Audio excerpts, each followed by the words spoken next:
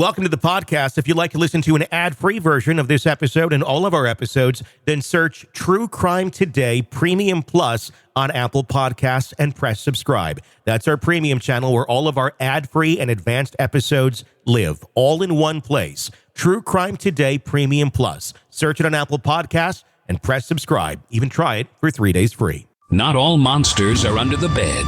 Some are sleeping next to you. Welcome to Hidden Killers with Tony Bruschi, featuring retired FBI Special Agent and Chief of the Counterintelligence Behavioral Analysis Program, Robin Dreeke. She's known as the Black Swan.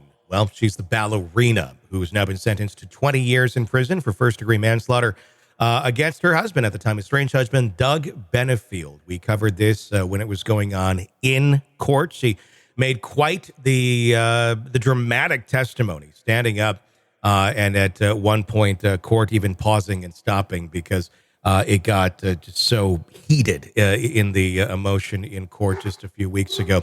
Joining me to discuss, Robin Dreeke, retired FBI Special Agent, Chief of the Counterintelligence Behavioral Analysis Program, 20 years and 10 for probation on a manslaughter charge. What's your thoughts on, is this a fair sentence for what we saw of Ashley Benefield? My take is yes. Death needs accountability, and she died. Whatever the precursors were going up to it, he did die at her hands. Mm-hmm.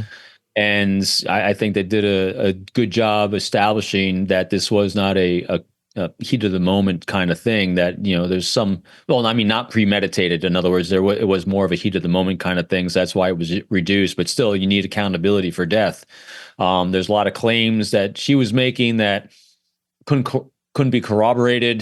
So it went as I was hoping it would go, you know, mm-hmm. predictably, that, you know, she's going to be held accountable for taking a man's life. Because again, there's something, the way I view these cases, I'm always, because there's such, the subjects of these things become so convoluted because everyone's zeroing in on them.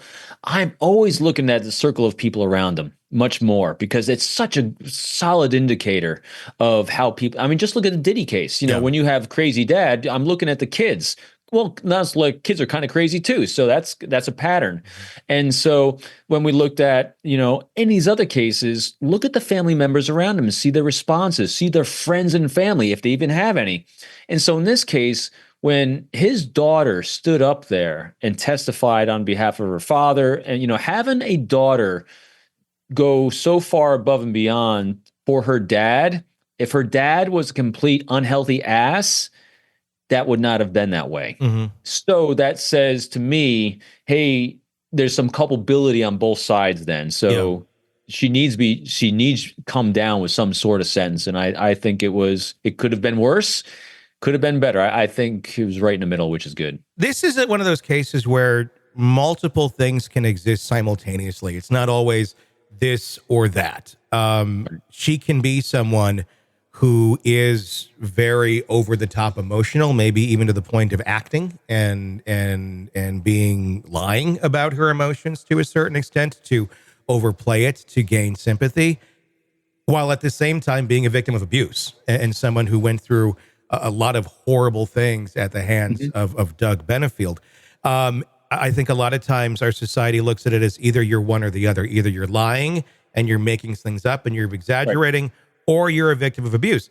I think she was both simultaneously in this. I think this is someone who saw that as an opportunity in its own weird way to get attention and to forward her narrative further of that she should be the only parent with the child. And she went to many lengths to do that. And we even saw it before some of the custody hearings where she's telling an officer to arrest him and then getting hysterical when he wouldn't and couldn't. I mean, they just can't do that. But being hell-bent on that this man will not be involved in this child's life. And I think she went to whatever extreme she thought she was justified in doing, and that ended up probably being murder. I don't know if at the end of the day, do you think she did intend on actually shooting him? Or do you think this was just kind of, you know, she had the guns out, they were there if it went that far, and she just ended up taking that far? Or was this, you know, was she truly fearing for her life in this situation? Or did she see it as an out? Boy, she doesn't. I hate saying this, but she's convicted, so I can Yeah. a little bit more. She doesn't strike me as the sharpest tool in the shed. Yeah. I don't think there's a lot of premeditation with her. I didn't get the sense of it. I keep going back to the mother on this one. I'd really love to know more about what kind of ideas other people are putting in her head. Yeah. And I totally agree with everything you said of she, in her mind, again, remember, it's all about the context of the individual that's receiving these things that is a part of these things. In her mind, she was exactly who she's saying she is. Her emotions are pretty congruent with it. Now, if she throws in her own dramaticism behind it, well, she has a life reps of doing that. I mean, she's not to diminish it, but she's into drama, she's into theater, she's into performing. That's what she's done for a long time, and so I think it's just part of who she is. It wasn't an act in the moment. Her life, a lot of times, is some people are just more dramatic. They have a harsher reaction to things, while we may look at it and go, "Oh, come on, that's over the top." To some people, they're over the top is their normal, right? That's her baseline of what that normal is. But again, I'm really want to know. She doesn't strike me as a person who's going to want to do this. Yeah. And that's where I'm glad it was reduced, but at the same time, she did do it. And so there's got to be culpability for, you took a man's life. And I don't know. They're not going to do it, obviously, because otherwise they would have already. I'd really like to know more about that relationship with the mother and the conversations that were going on behind the scenes and ideas that might have been put into her head that then she dramatized in her own head. Yeah. Because that's what I think was really more at play here. So here's a thought experiment. Again, my conjecture playing this out. If she was solo, and she didn't have an outside influence, she didn't have a place like her mother's place to go to, would the events still have unfolded like they did? I don't know. It's just because I saw that mother as not necessarily a great influence on the outcome. Might have been a good influence in her life, because then I'm not diminishing any relationship between a mother and a daughter, because she obviously helped her in a time of crisis. But man, I just don't see her initiating what she did. Well, and it's an interesting thought process as well, because you want to have that mom to be the loving critic to kind of keep things on track. You're like, hey, honey, it's not that, not necessarily amplify the situation and make it worse and escalate it, but you want someone to be able to de-escalate. And I think sometimes those people that we view as loving critics in our lives are there and they escalate. They don't necessarily de-escalate. And then that just gets us more excited and more amped up. And if you're already prone to that, which it seems like she is, her personality seems to be much like that, that's not going to help anything. It's not going to help her to see anything in a balanced, healthy way. And I don't know that if mom is sitting there amping this up, that she's trying to do it nefariously. I just think it's probably how they operate. And there's a lot of people that's just the norm. There is no de-escalation. It's escalate until things blow up and see where they land. And that's life. The art of de-escalation seems to elude many people. To me, the impression I get is a whirlwind of crazy. Yeah.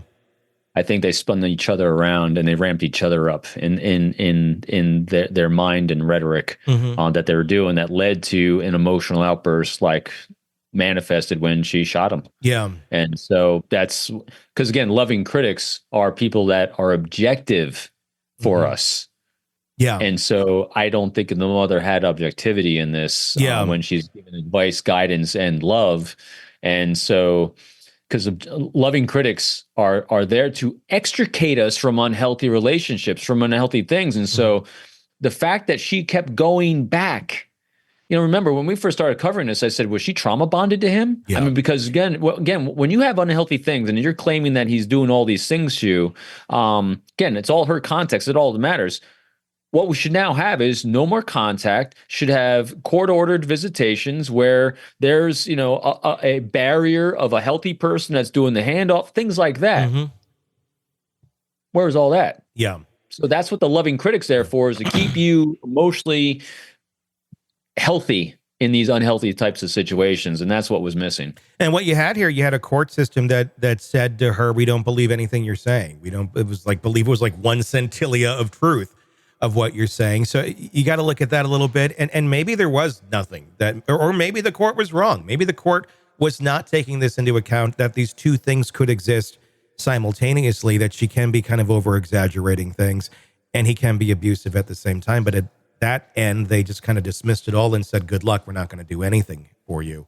And then in her mind, it amped up to this, where in the rest of the world, did Doug need to be shot? Probably not. In her mind, was it a clear and present danger? Probably. And that's, I think, what we ended up trying to figure out. And the jury said, yeah, even if that is the case, it's still, there's consequences for that being your reality. Right. She deprived a loving daughter of her father. Yeah. That's the victim. Mm-hmm.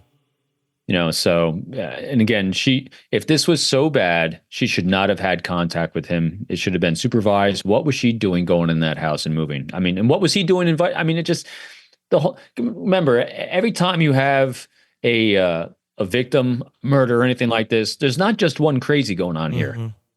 It's a whole unhealthy dynamic. So, and that's what manifests. And it's sad and tragic. And,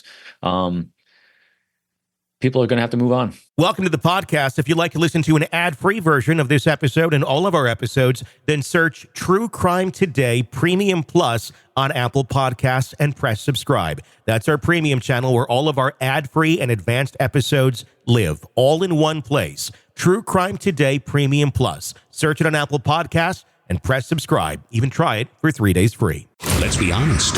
Nothing kills the thrill of a good murder mystery like a commercial for laundry detergent. It's like someone slapping a closed sign on your favorite dive bar. But you're not here for that, are you? You're here for the good stuff. So ditch the ads and upgrade to True Crime Today Premium Plus on Apple Podcasts. With True Crime Today Premium Plus, you get your crime straight. No chaser. Commercial free with extended interviews and early access. It's like getting the bartender's special when the bar's already closed. Search for True Crime Today Premium Plus on Apple Podcasts. Subscribe and drink it all in.